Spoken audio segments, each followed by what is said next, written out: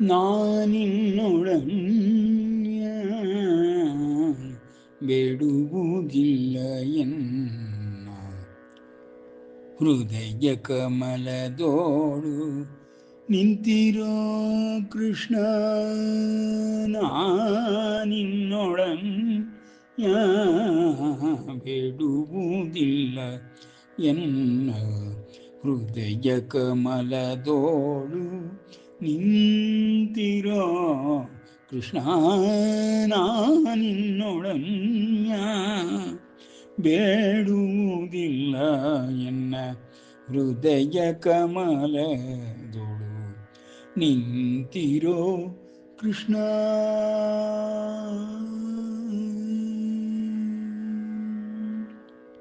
ಶಿರ ನಿನ್ನ ಚರಣಕ್ಕೆ ಎರಗಲಿ ರಂಗ. ಶಿರ ನಿನ್ನ ಚರಣಕ್ಕೆ ಎರಗಲಿ ರಂಗ. ಚಕ್ಷುಗಳು ನಿನ್ನ ನೋಡಲಿ. ಶಿರ ನಿನ್ನ ಚರಣಕ್ಕೆ ಎರಗಲಿ ರಂಗ. ಚಕ್ಷುಗಳು ನಿನ್ನ ನೋಡಲಿ. ಶಿರ ನಿನ್ನ ಚರಣಕ್ಕೆ ಎರಗಲಿ ರಂಗ. ಚಕ್ಷುಗಳು ನಿನ್ನ ನೋಡಲಿ. ಕರ್ಣಗೀತಂಗಳ ಕೇಳಲಿ. ಕರ್ಣ ಗೀತಂಗಳ ಕೇಳಲಿ. ನೈರ್ಮಾಲ್ಯನಾಸವು ಅಘ್ರಾಣಿಸಲಿ. ನೈರ್ಮಾಲ್ಯನಾಸವು ಆಘ್ರಾಣಿಸಲಿ. ಹರಿಯೇ ನಾನಿನ್ನೊಡನ್ಯ ಬೇಡುವುದಿಲ್ಲ ಎನ್ನ ಹೃದಯ ಕಮಲದೋಳು ನಿಂತಿರೋ ಕೃಷ್ಣ.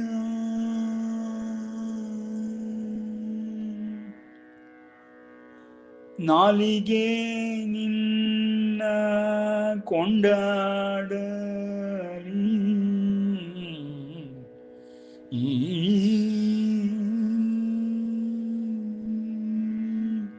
ನಾಲಿಗೆ ನಿನ್ನ ಕೊಂಡಾಡಲಿ.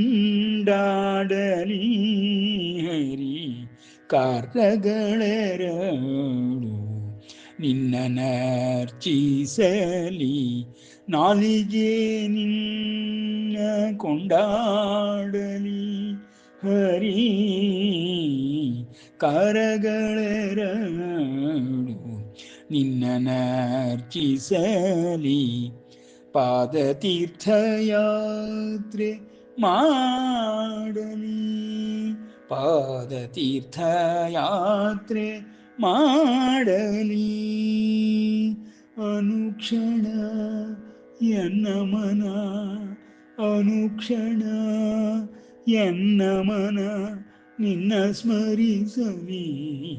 ಹರಿಯೇ ಅನುಕ್ಷಣ ಎನ್ನ ಮನ ನಿನ್ನ ಸ್ಮರಿಸಲಿ. ಹರಿಯೇ ನಾನಿನ್ನೊಡನ್ಯ ಬೇಡುವುದಿಲ್ಲ ಎನ್ನ ಹೃದಯ ಕಮಲದೊಳು ನಿಂತಿರೋ ಕೃಷ್ಣ.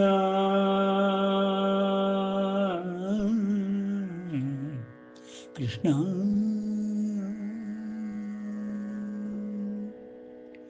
ಮತಿಯು ನಿನ್ನೊಳು ಮನೆ ಮಾಡಲಿ. ಮತಿಯು ನಿನ್ನೊಳು ಮನೆ ಮಾಡಲಿ. ಚಿತ್ತ ನಿನ್ನೋಳು ನೆಲೆ ನಿಲ್ಲಲಿ. ಮತಿಯು ನಿನ್ನೊಳು ಮನೆ ಮಾಡಲಿ. ಚಿತ್ತ ನಿನ್ನೋಳು ನೆಲೆ ನಿಲ್ಲಲಿ. ಭಕ್ತ ಜನರ ಸಂಗ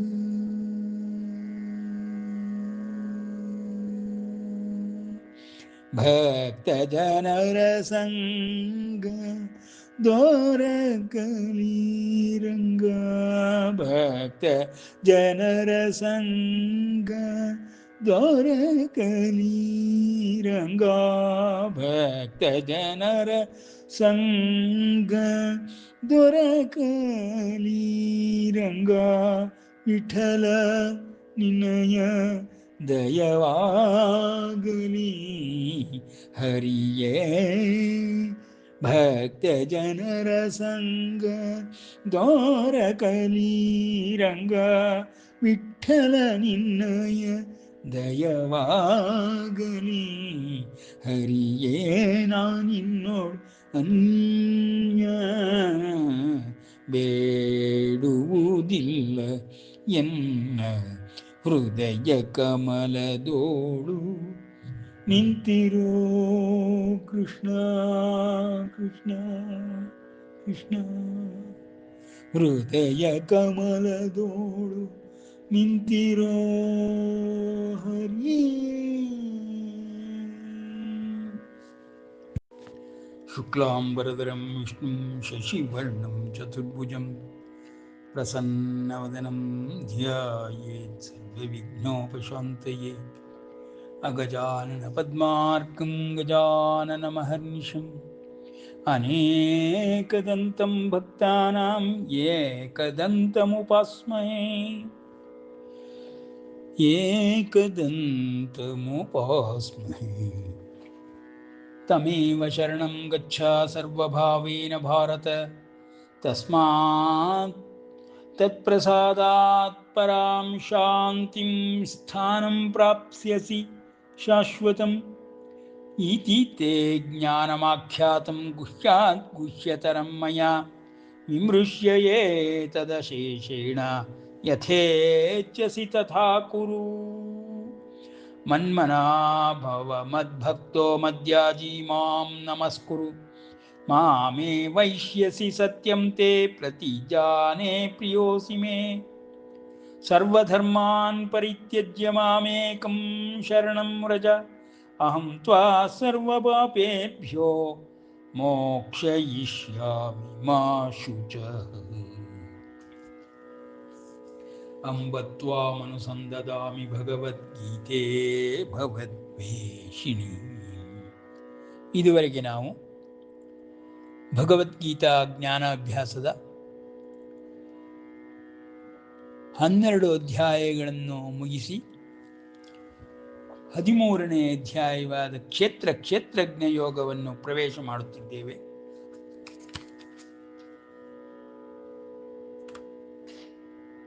ಇನ್ನು ಮುಂದಕ್ಕೆ ಇದುವರೆಗೆ ನಾವು ತಿಳಿದುಕೊಂಡಂತಹ ಯಾವ ವಿಷಯಗಳನ್ನು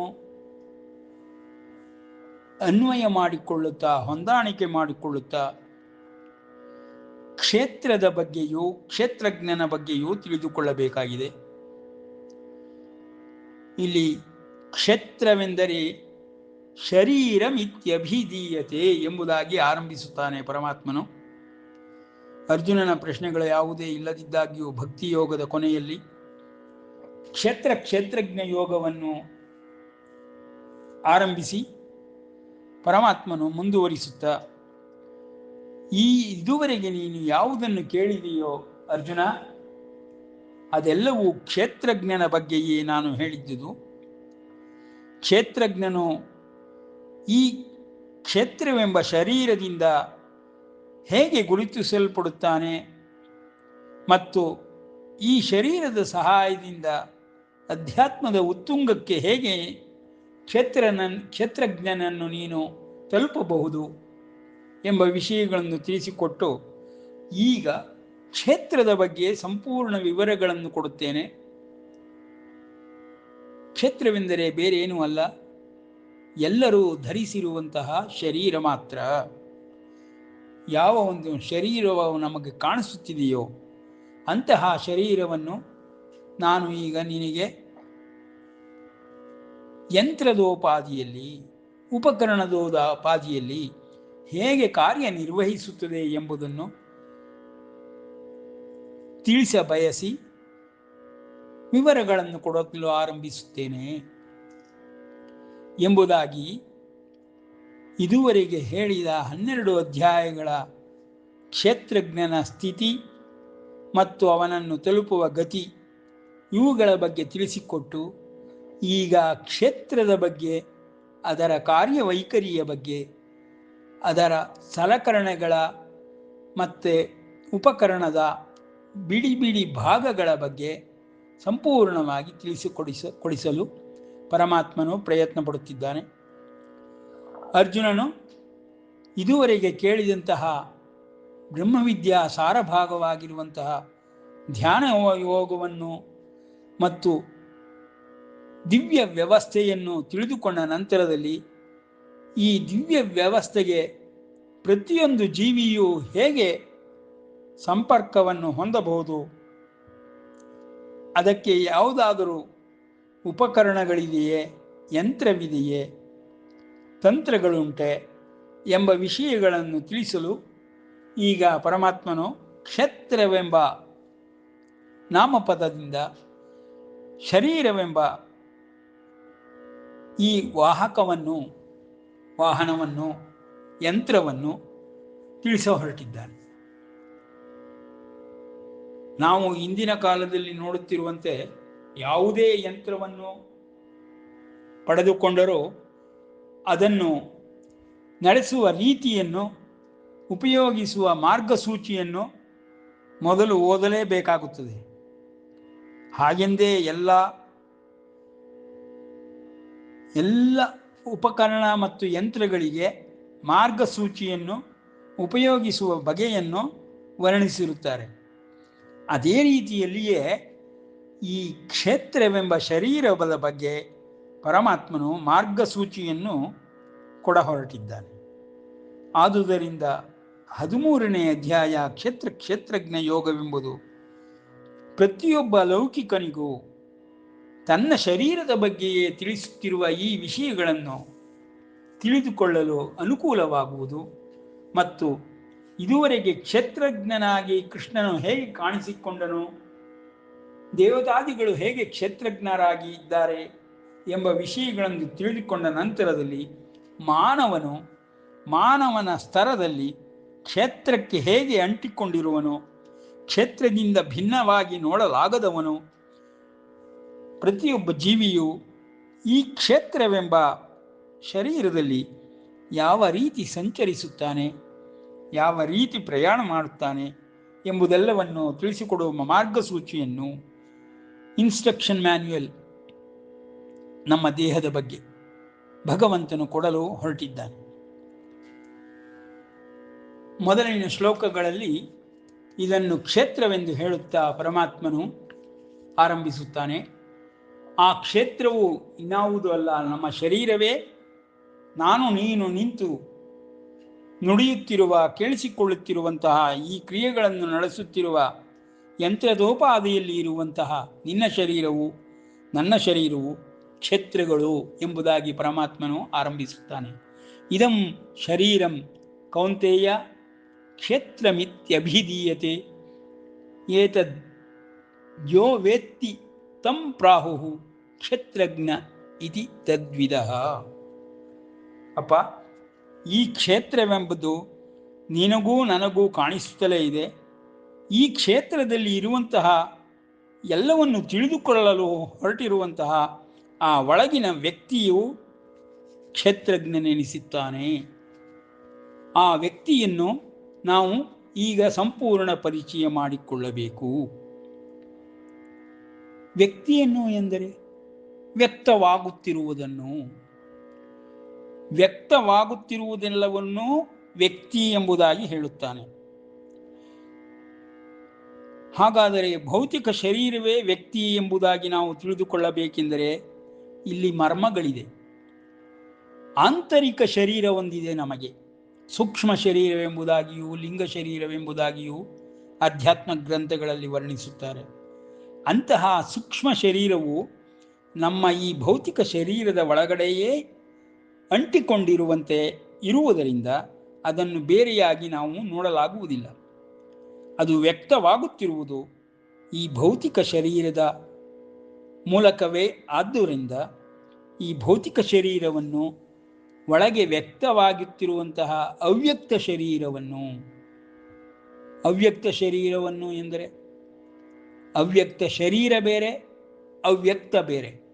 ಅವ್ಯಕ್ತ ಎಂದರೆ ಆತ್ಮನೆಂಬುದಾಗಿ ಇಲ್ಲಿ ಇದುವರೆಗೆ ಪರಮಾತ್ಮನು ಹೇಳಿಕೊಂಡು ಬಂದು ಅವನನ್ನೇ ಕ್ಷೇತ್ರಜ್ಞನೆಂಬುದಾಗಿಯೂ ವರ್ಣಿಸಿ, ಅಂತಹ ಕ್ಷೇತ್ರಜ್ಞನು ವಾಸ ಮಾಡುತ್ತಿರುವ ಇಂತಹ ಶರೀರದಲ್ಲಿ 3 ಶರೀರಗಳುಂಟು.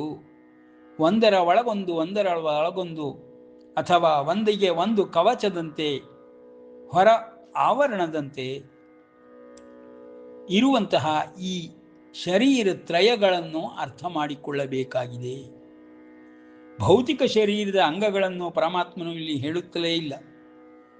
ಆದ್ದರಿಂದ ನಾವು ಅವನು ಹೇಳುತ್ತಿರುವ ಅಂಗಾಂಗಗಳ ಬಗ್ಗೆಯಾಗಲಿ, ವಿಷಯಗಳ ಬಗ್ಗೆಯಾಗಲಿ ವಿವರಗಳನ್ನು ತಿಳಿದುಕೊಳ್ಳುವಾಗ ಸೂಕ್ಷ್ಮ ಶರೀರವನ್ನು ನಾವು ಮನಸ್ಸಿನಲ್ಲಿಟ್ಟುಕೊಳ್ಳದೆ ಹೋದರೆ ಈ ಭೌತಿಕ ಶರೀರಕ್ಕೆ ಕ್ಷೇತ್ರವೆಂಬುದಾಗಿಯೂ, ಆ ಕ್ಷೇತ್ರದಲ್ಲಿ ಭೌತಿಕ ಶರೀರ ಮಾತ್ರ ಇರುವುದೆಂಬುದಾಗಿಯೂ, ಆ ಭೌತಿಕ ಶರೀರದ ಬಗ್ಗೆ ಮಾತ್ರ ಪರಮಾತ್ಮನು ಹೇಳುತ್ತಿದ್ದಾನೆಂಬುದಾಗಿಯೂ ಭ್ರಮಿತರಾಗುತ್ತೇವೆ, ಅಜ್ಞಾನವನ್ನು ಹುಟ್ಟಿಸಿಕೊಳ್ಳುತ್ತೇವೆ. ಆದರೆ ವಾಸ್ತವವಾಗಿ ಅದು ಇರುವುದು ಆ ರೀತಿಯಲ್ಲ. ಕಾರಣ ಶರೀರ, ಸೂಕ್ಷ್ಮ ಶರೀರ, ಭೌತಿಕ ಶರೀರಗಳು ಒಂದರ ಮೇಲೆ ಒಂದರಂತೆ ಇರುವ ಈ ಕ್ಷೇತ್ರವೆಂಬ ಶರೀರವನ್ನು ಪರಮಾತ್ಮನು ನನಗೆ ನಿನಗೆ ಕಾಣಿಸುತ್ತಿರುವಂತಹ ಈ ಕ್ಷೇತ್ರವೆಂಬುದು ಕ್ಷೇತ್ರಜ್ಞನು ತಿಳಿದುಕೊಳ್ಳಬೇಕಾಗಿರುವಂತಹ ಒಂದು ಯಂತ್ರ ಎಂಬುದಾಗಿ ಪರಮಾತ್ಮನು ಹೇಳುತ್ತಾ, ಇದಂ ಶರೀರಂ ಕೌಂತೆಯ ಕ್ಷೇತ್ರಮಿತ್ಯಭಿಧೀಯತೆ ಏತದ್ ಯೋ ವೇತ್ತಿ.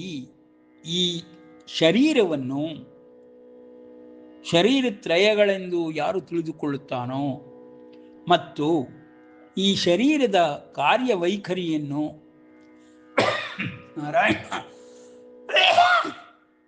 ಮತ್ತು ಕಾರ್ಯಶೈಲಿಯನ್ನು, ಈ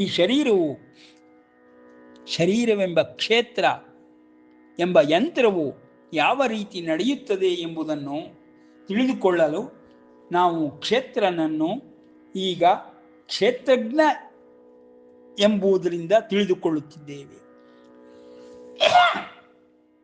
ತಿಳಿದುಕೊಳ್ಳುವುದು ಕ್ಷೇತ್ರವನ್ನಾದರೂ ತಿಳಿದುಕೊಳ್ಳುವವರು ಯಾರು ಎಂದಕ್ಷಣ ಕ್ಷೇತ್ರಜ್ಞ ಎಂಬ ಉತ್ತರವು ದೊರಕುವುದರಿಂದ ಕ್ಷೇತ್ರಜ್ಞಗಳು ಒಂದಾಗಿಯೇ ಜಗತ್ತಿನಲ್ಲಿ ಕಾಣಸಿಗುತ್ತದೆ.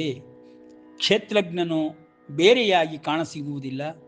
ಕ್ಷೇತ್ರವು ಬೇರೆಯಾಗಿ ಕಾಣಸಿಕ್ಕರೂ ಅದು ವ್ಯಕ್ತವಾಗುತ್ತಿರುತ್ತದೆ, ಆದ್ದರಿಂದ ಅವ್ಯಕ್ತವಾಗುವುದಿಲ್ಲ.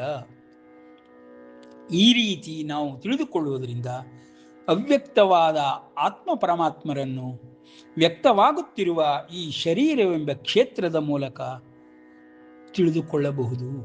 ಅಂತಹ ಕ್ಷೇತ್ರದ ಬಗ್ಗೆ ಪರಮಾತ್ಮನು ಏತದ್ ಯೋ ವೇತ್ತಿ, ಯಾರು ಈ ಕ್ಷೇತ್ರವನ್ನು ಅರ್ಥ ಮಾಡಿಕೊಳ್ಳುತ್ತಾನೆಯೋ, ಅರ್ಥ ಮಾಡಿಕೊಳ್ಳುವವನು ಕ್ಷೇತ್ರಜ್ಞ. ಅಂತಹ ಕ್ಷೇತ್ರಜ್ಞನು ಈ ದೇಹದ ಒಳಗೆಯೇ ಇರುವನು, ಹೊರಗೆಲ್ಲಿಯೂ ಇಲ್ಲ ಎಂಬುದನ್ನು ಮನದಟ್ಟು ಮಾಡಿಕೊಂಡು, ಅದನ್ನೇ ವಿವೇಕಾನಂದರು ಅಸರ್ಟ್ ದ ಗಾಡ್ ಇನ್ ದೈ ಸೆಲ್ಫ್ ಎಂಬುದಾಗಿ ಹೇಳುತ್ತಾರೆ. ನಿನ್ನೊಳಗೇ ದೇವರು ಇದ್ದಾನೆ, ಆತ್ಮ ಪರಮಾತ್ಮರು ಇದ್ದಾರೆ ಎಂಬುದನ್ನು ನೀವು ನಿಶ್ಚಯ ಮಾಡಿಕೊಳ್ಳದೆ ಈ ದೇಹವನ್ನು ಅರ್ಥ ಮಾಡಿಕೊಳ್ಳಲಾಗುವುದಿಲ್ಲ, ದೇವತೆಗಳನ್ನು ಅರ್ಥ ಮಾಡಿಕೊಳ್ಳಲಾಗುವುದಿಲ್ಲ, ದಿವ್ಯ ವ್ಯವಸ್ಥೆಯನ್ನು ಅರ್ಥ ಮಾಡಿಕೊಳ್ಳಲಾಗುವುದಿಲ್ಲ ಎಂಬ ವಿಷಯಗಳನ್ನು ವಿವರವಾಗಿ ಬಿಡಿಸಿ ಹೇಳುತ್ತಾ ಪರಮಾತ್ಮನು ಇದಂ ಶರೀರಂ ಕೌಂತೆಯ ಕ್ಷೇತ್ರಂ ಇತಿ ಅಭಿಧೀಯತೆ, ಈ ಶರೀರವನ್ನೇ ಕ್ಷೇತ್ರ ಎಂಬುದಾಗಿ ತಿಳಿದುಕೊಳ್ಳಬೇಕು. ಇದು ವ್ಯಕ್ತವಾಗುತ್ತಿರುವುದು, ನನಗೆ ನಿನಗೆ ಕಾಣಿಸುತ್ತಿರುವುದು.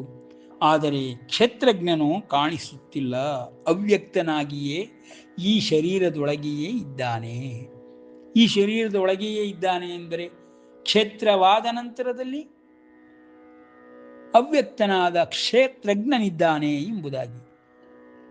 ಹಾಗಾದರೆ ಕ್ಷೇತ್ರ ಒಂದೇ ಎಂದರೆ ಆಗಲೂ ನಮಗೆ ಅಜ್ಞಾನ ಉಂಟಾಗುತ್ತದೆ, ಭ್ರಮೆ ಉಂಟಾಗುತ್ತದೆ. ಏಕೆಂದರೆ ಕ್ಷೇತ್ರದೊಳಗೇನ ಲಿಂಗ ಶರೀರವಾಗಲಿ ಅಥವಾ ಕಾರಣ ಶರೀರವಾಗಲಿ ಇದನ್ನು ನಡೆಸುತ್ತಿದೆ. ಈ ಭೌತಿಕ ಶರೀರ ಹೋದ ಒಡನೆಯೇ ಎಲ್ಲರೂ ಎರಡು ಆಂತರಿಕ ಶರೀರಗಳಿಂದ ಒಡಗೂಡಿಯೇ ಬದುಕಿರುತ್ತಾರೆ. ಸತ್ತ ನಂತರದಲ್ಲಿಯೂ ಅವ್ಯಕ್ತರಾಗಿಯೇ ಇರುತ್ತಾರೆ. ಆದರೂ ಇರುತ್ತಾರೆ, ಎಲ್ಲೂ ನಾಶವಾಗುವುದಿಲ್ಲ ಎಂಬುದು ಅತ್ಯಂತ ಪ್ರಮುಖವಾದ ಭಾಗವಾಗಿ ಯಾರು ಅರ್ಥ ಮಾಡಿಕೊಳ್ಳುವನೋ ಅವನು ಕ್ಷೇತ್ರಜ್ಞನೆನಿಸುತ್ತಾನೆ. ಕ್ಷೇತ್ರಜ್ಞನು ಅರ್ಥ ಮಾಡಿಕೊಳ್ಳಬೇಕಾದ ವಿಷಯ ಭೌತಿಕ ಶರೀರ, ಸೂಕ್ಷ್ಮ ಶರೀರ ಹಾಗೂ ಕಾರಣ ಶರೀರಗಳನ್ನು ತಿಳಿದುಕೊಳ್ಳಬೇಕು. ಈ ಮೂರು ಶರೀರಗಳನ್ನು ಬಿಡುವಂಥದ್ದಕ್ಕೆ ಮುಕ್ತಿ ಎಂಬುದಾಗಿ ಹೇಳುತ್ತಾರೆ. ಇಲ್ಲವಾದರೆ ನಿರ್ವಾಣವೂ ಆಗುವುದಿಲ್ಲ, ಮುಕ್ತಿಯೂ ಸಿಗುವುದಿಲ್ಲ.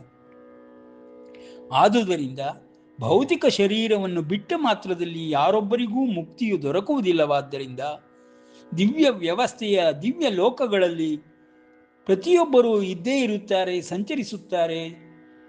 ತಮ್ಮ ಒಂದು ಆಶೆ ಅಭಿಲಾಷೆಗಳನ್ನು, ಆಸಕ್ತಿಗಳನ್ನು ಮುಂದುವರಿಸುತ್ತಾರೆ ಎಂಬುದಾಗಿ ಅರ್ಥ ಮಾಡಿಕೊಂಡ ಈ ಮೊದಲಿನ 12 ಅಧ್ಯಾಯದ ಜ್ಞಾನ ಭಾಗವನ್ನು ಇಲ್ಲಿ ನಾವು ಹೊರೆಹಚ್ಚಿ ನೋಡಬೇಕಾದರೆ, ಕ್ಷೇತ್ರವೆಂಬ 3 ಶರೀರಗಳಲ್ಲಿ ಭೌತಿಕ ಶರೀರವೆಂಬ ಕ್ಷೇತ್ರವನ್ನು ಮಾತ್ರ ಪರಿಗಣಿಸಬಾರದು ಎಂಬುದಾಗಿ ಅರ್ಥ ಮಾಡಿಕೊಳ್ಳುತ್ತಾ ಮುಂದಿನ ಶ್ಲೋಕಗಳಲ್ಲಿ ಅದರ ವಿವರಗಳನ್ನು ತಿಳಿಸುವಾಗ ನಮಗೆ ತಿಳಿದು ಬರುತ್ತದೆ. ಕ್ಷೇತ್ರಜ್ಞಂ ಚಾಪಿ ಮಾಂ ವಿದ್ಧಿ. ಅಪ್ಪ, ಇದುವರೆಗೆ ಕ್ಷೇತ್ರಜ್ಞ ಅಂತ ಯಾವುದನ್ನು ಹೇಳಿದೆ, ಕ್ಷೇತ್ರ ಅಂತ ಯಾವುದನ್ನು ಹೇಳಿದೆ. ಕ್ಷೇತ್ರದ ಬಗ್ಗೆ ತಿಳಿದುಕೊಳ್ಳುವವನು ಯಾರೋ ಅವನು ಕ್ಷೇತ್ರಜ್ಞನೆಂದು ಹೇಳಿದನಲ್ಲ. ಆ ಕ್ಷೇತ್ರಜ್ಞ ಬೇರೆ ಯಾರು ಅಲ್ಲಪ್ಪ, ನಾನೇ ಆ ಕ್ಷೇತ್ರಜ್ಞ. ನಾನೇ ಎಂದರೆ ಕೃಷ್ಣನಲ್ಲ, ವಿಷ್ಣುವೂ ಅಲ್ಲ, ಆತ್ಮ ಪರಮಾತ್ಮರು ಎಂಬುದನ್ನು ಮನಸ್ಸಿನಲ್ಲಿಟ್ಟುಕೊಳ್ಳಬೇಕು. ಹೀಗೆ ಪ್ರತಿ ಕ್ಷೇತ್ರದಲ್ಲಿಯೂ ಆತ್ಮ ಪರಮಾತ್ಮರು ರಾರಾಜಿಸುತ್ತಿರುತ್ತಾರೆ. ಪ್ರತಿ ಕ್ಷೇತ್ರವು 3 ಪದರಗಳನ್ನು ಹೊಂದಿ ಕಾರಣ ಶರೀರ, ಲಿಂಗ ಶರೀರ ಮತ್ತು ಭೌತಿಕ ಶರೀರವೆಂಬುದಾಗಿ 3 ಕ್ಷೇತ್ರದ 3 ಭಾಗಗಳಾಗಿ ಕಾಣಿಸಿಕೊಳ್ಳುತ್ತಿರುತ್ತದೆ. ಅಷ್ಟು ವಿವರವಾಗಿ ಹೇಳುತ್ತಿರುವಂತಹ ಈ ಪರಮಾತ್ಮನ ಮಾತುಗಳನ್ನು ಸೂಕ್ಷ್ಮವಾಗಿ ಗಮನಿಸಿದರೆ ಮುಂದಿನ ಪದಗಳಲ್ಲಿ ನಮಗೆ ಸರಿಯಾಗಿ ಅರ್ಥವಾಗುತ್ತದೆ. ಇಂತಹ ಕ್ಷೇತ್ರವೆಂಬ ಶರೀರತ್ರಯದ ಯಂತ್ರವನ್ನು ನಡೆಸುವ ರೀತಿ ನೀತಿಗಳನ್ನು ಉಪಯೋಗಿಸಿಕೊಳ್ಳುವ ರೀತಿ ನೀತಿಗಳನ್ನು ಮುಂದಿನ ಎಲ್ಲ ಶ್ಲೋಕಗಳಲ್ಲಿ 6 ಅಧ್ಯಾಯಗಳಲ್ಲಿ ಪರಮಾತ್ಮನು ವಿವರಿಸುತ್ತಿದ್ದಾನೆ. ಕ್ಷೇತ್ರಜ್ಞಂ ಚಾಪಿ ಮಾಂ ವಿದ್ಧಿ ಸರ್ವಕ್ಷೇತ್ರೇಷು ಭಾರತ ಕ್ಷೇತ್ರಜ್ಞಯೋ ಜ್ಞಾನಂ ಯತ್ತಜ್ಞಾನಂ ಮತಂ ಮಮ. ನಿಜವಾದ ಜ್ಞಾನ ಎಂದರೆ ಯಾವುದಪ್ಪ?